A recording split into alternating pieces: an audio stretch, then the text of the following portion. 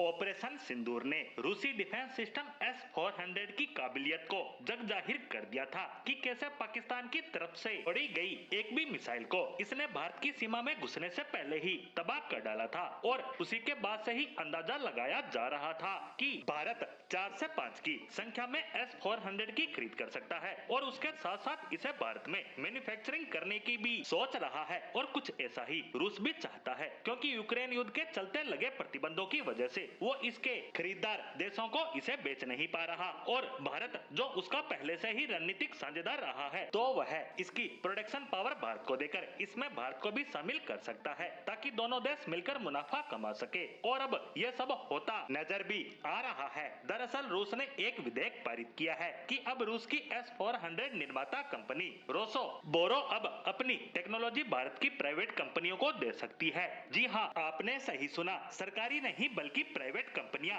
क्योंकि रूस चाहता है कि भारत में बनने वाले S-400 में सरकारी कंपनियों का कम से कम इन्वॉल्वमेंट हो, क्योंकि रूस का बहुत ही खराब एक्सपीरियंस रहा है भारत की सरकारी कंपनियों के साथ। दरअसल आपको पता ही होगा कि भारत इस समय लड़ाकू विमानों की कमी से जूझ रहा है। हमें 250 से 300 लड़ाकू विमान तुरंत चाहिए ही चाहिए, लेकिन अगर भारत चाहे तो कुछ ही सालों में इसे पूरा भी कर सकता था, क्योंकि रूस ने Su-30 को भारत में बनाने का लाइसेंस दे रखा है। लेकिन भारत की जो सरकारी निर्माता कंपनियां हैं वो इतनी नालायक है कि आज तक इसका प्रोडक्शन रेट ही बढ़ा ही नहीं पाई। 15 से 20 साल हो चुके हैं लाइसेंस मिले, लेकिन आज भी हमारे पास सिर्फ 10 से 12 विमान सालाना बनाने की कैपेसिटी है, जबकि Su-30 एक बहुत ही शानदार विमान है। ये बड़ी आसानी से पाकिस्तान पर भारी पड़ सकता है, लेकिन सरकारी बाबुओं की वजह से हम इसे बड़ी मात्रा में बना ही नहीं पा रहे हैं। इसके साथ साथ हम इसकी टेक्नोलॉजी को भी सही से इस्तेमाल करते तो हमारा तेजस विमान कब का बनकर तैयार हो गया होता। हम आज ना इस कमी से जूझ रहे होते और ना ही हमें महंगी कीमत देकर राफेल खरीदने पड़ते। हम